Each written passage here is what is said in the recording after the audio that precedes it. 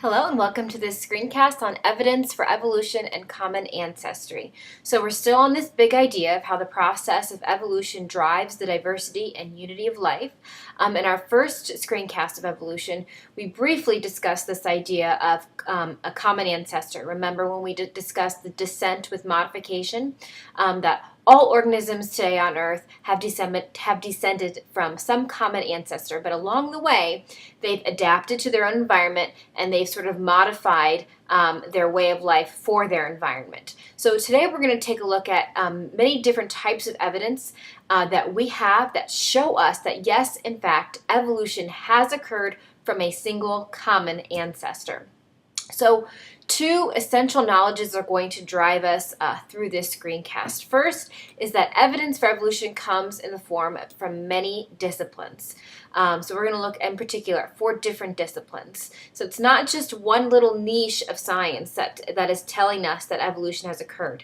No, it is many, many different disciplines of science that is telling us evolution has and is still occurring. And the second essential knowledge is that organisms share many conserved core processes and features that evolved and are widely distributed. So this tells us, because we have so many things in common, that we must have had a common ancestor. So we call these things being conserved, that they're still there and they're similar. Okay, so here are the disciplines that we'll take a look at. The first is looking at geography and geology. So we'll look at what is biogeography, Pangea, how do fossils play into this. The second type of evidence is actual physical anatomy and physiology evidence. So we can look at morphology. We'll take a look at what the word homology is versus a vestigial structure.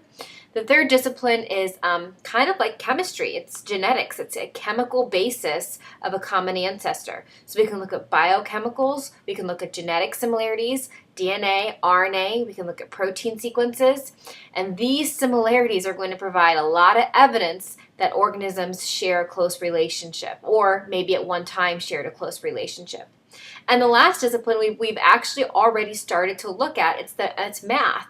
Remember in the last screencast you guys did, it was the Hardy-Weinberg equation and how we use that equation to see if a population is in fact evolving. Remember, if the numbers were different than what the Hardy-Weinberg would tell us, then that population must be evolving.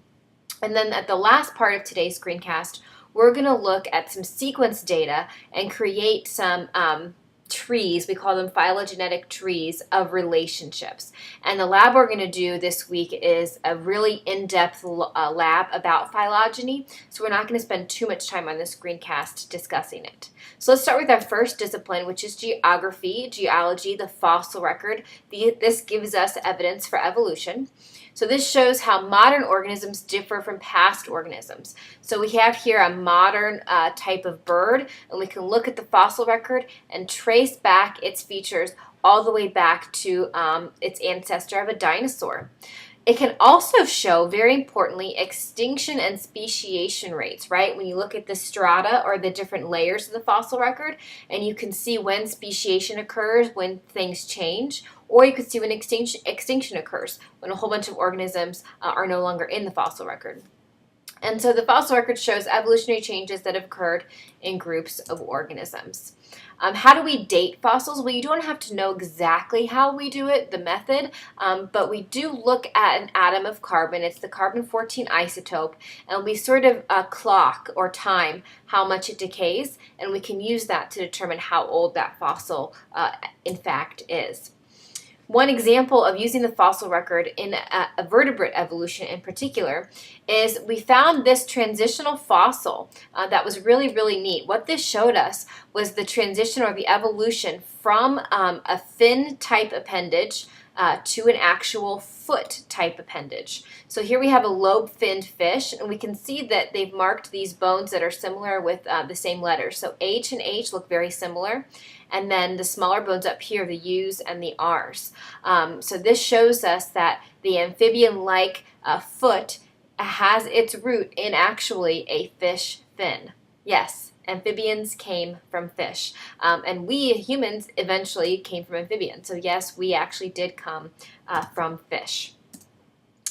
One last thing about geography, there is a whole discipline called biogeography, which studies the geographic distribution of species across the globe, across the earth and all the continents. And so obviously over the history of the earth, this has been severely influenced by continental drift, how the continents have either come together and then were eventually broken apart into the locations where they are now. So what this shows us here is looking at the fossil remains of these different plants and animals, we can see that because this organism has fossils on 2 different continents and they're sort of connected like that, and same thing here and here, this green one is actually going across almost all the continents, isn't it? So what this tells us right down here is that the continents weren't once joined together. And when they were broken apart, those species sort of became a little bit dissimilar from each other so that they could adapt to their own specific environment. But so biogeography just looks at the continents, how they have moved, and how species are distributed across them. Okay, physical evidence for evolution. The best thing to look at is something called a homologous structure. Homology, the word homology simply means that there is a common ancestor there. So this represents variations on a structure that was present in a common ancestor. So you might be thinking, why are there variations? Well, it's because they've adapted to their particular environment. So let's take a look at an example of this. Here we have a human arm, a dog leg, a bird's wing, and a whale's appendage. And in the different color coding scheme, we can see how the bones are very, very similar to one another. I mean, especially between these first 3. Look at these bones here. Very, very similar in structure, in the anatomy of it. Same with the actual fingers, if you will, the appendages, the end. Very, very similar. These are all homologous structures because they are very, very similar, aren't they? Because they have come from a common ancestor. The difference is in the specific adaptations for that particular environment. So the human has fingers, and the whale has appendages that would be used in the water. Okay, another evidence as far as looking at the physical body is something called a vestigial structure. So these are remnants of features that served important functions in the organism's ancestors. They were helpful in the past, but they are in fact no longer helpful. So a perfect example of this is the whale leg bone. Here is a fossilized skeleton of a whale, and we can see right here that the whale in fact does have a vestigial structure of a leg bone, of a hip bone, when the ancestor of the whale used to walk on the land. So at one point, the whale's ancestor did need this hip bone, this leg bone to walk, but now the whale no longer needs it because it swims in the water. And we call that a vestigial structure. Humans also have vestigial structures. Our tailbone is a vestigial structure, and our appendix. At one point, our ancestors needed these, but we no longer need these structures. And then the third discipline that we can take a look at is chemistry or biochemistry. And so remember, going back to our first screencast, we've got the 3 domains of bacteria, eukaryotes, and archaea. And using biochemistry, we can link all 3 of these domains together. In particular, we can say that at the genetic level that the DNA and the RNA is identical. It's the same 4 bases, so same genetic carriers. They've conserved biochemical pathways, so the metabolism, the way that these organisms metabolize. A big protein is cytochrome C that is often followed because it's so highly conserved. So a lot of pathways are conserved. In eukaryotes in particular, we can look at linear DNA and we can look at organelles. And the similarities of all of these things and of many, many proteins show us that, in fact, these 3 domains have a common ancestor. So just to give you some numbers here, conserved DNA and protein sequences, human to human, 99.5% similar. So that's how similar you and I are to one another. A human and a chimpanzee are about 96 to 98% similar, and a human and a fruit fly are 60% similar. And I believe these numbers are just on the whole genome level. So the lab that we're going to do this week is going to take a look at some DNA and protein sequences. And so what we see here is comparing 2 different sequences, so 882 and 881. And what we see is when we have these little asterisks, that means that there's an identity there, it's identical, but when we have a colon, that means there's a difference. And so that's how we actually compare organism to organism at the DNA or at the amino acid level, and we'll do that in the lab. Okay, let's spend the last 5 minutes talking about the tree of life. So this is called systematics. This is another discipline. So this is our fourth discipline that provides evidence for evolution. Systematics is the discipline of classifying organisms, which we call taxonomy, and using that to also determine evolutionary relationships, which we call phylogeny. So phylogeny plus taxonomy equals systematics. So you're probably familiar with taxonomy, the kingdom and the genus and the species. You might not be as familiar with phylogeny. So this traces the evolutionary history of a species or group of species. And we can look at phylogeny by looking at trees, or the more technical term is called a cladogram. And these are models or graphical representations of evolutionary history. So we're going to be using these graphical representations in the lab this week. So taxonomy, I would expect you to know the order of all of this. So domain, kingdom, phylum, class, order, family, genus, species. When I was in school, I think I learned King Philip came over from Great Spain. I don't know what you learned, but that's what I learned. So definitely know that each of these is called taxon, and the groupings are based on multiple pieces of evidence. So the binomial is probably what you're most familiar with, which is genus and species. Really quickly, the genus is always capitalized, the species is not, but all of it, genus and species, needs to be either underlined or italicized. So the genus and species, or the binomial for humans, is called Homo sapien. But taxonomy is purely a naming system, okay, classifying into groups. It tells us actually nothing about evolutionary relationship or the timing of when these diversions occurred. For that, we need to look at phylogeny. So phylogeny is inferred both from the structures, the morphology, and from molecular data. So from that sequence data that I showed you before, either DNA or protein.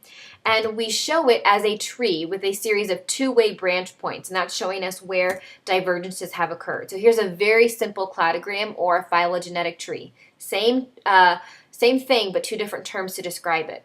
So here's the common ancestor way back here. At this point, there was a divergence. So we have beetles, and then everything else start to evolve. And then here we have wasps, bees, and ants, and everything else evolve.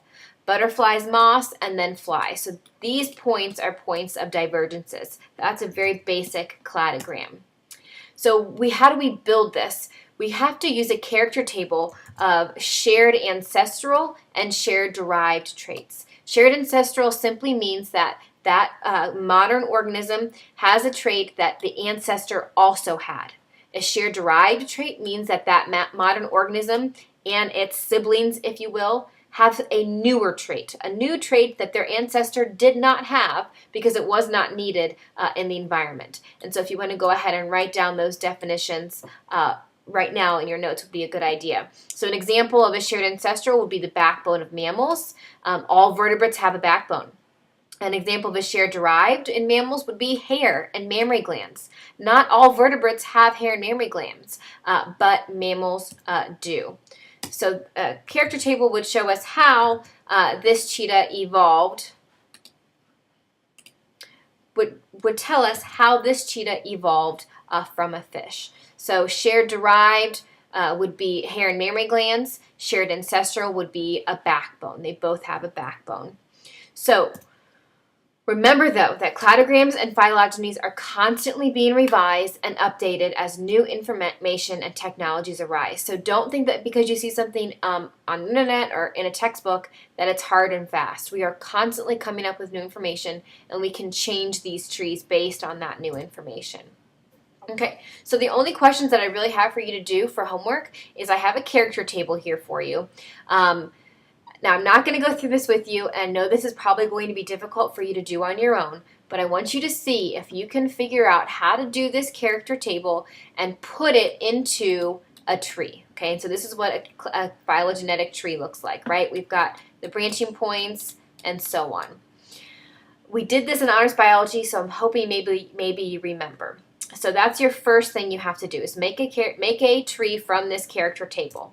The second thing I want you to do is copy this into your notes and tell me which one is the outgroup of this, and then I want you to add into here these characteristics, 2-chambered, 3-chambered, and 4-chambered hearts to the cladogram.